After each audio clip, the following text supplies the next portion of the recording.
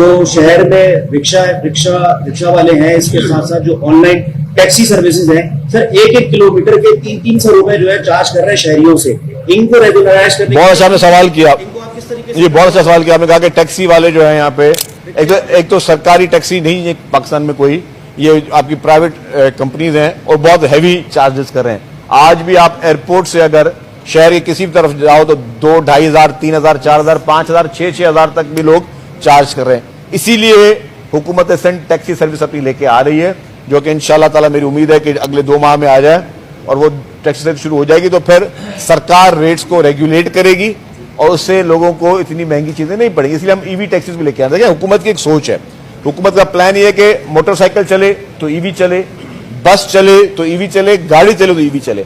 उससे आपकी जो पॉल्यूशन है, जो पैदल चलने वाले को तकलीफ दे रही है, वो खत्म होती है। आप अपनी जो है वो आपके माहौल आपका बेहतर होता है और उसके बाद फिर आप अपने मुल्क के लिए कार्बन क्रेडिट्स भी जो है वो क्लेम कर सकते हैं।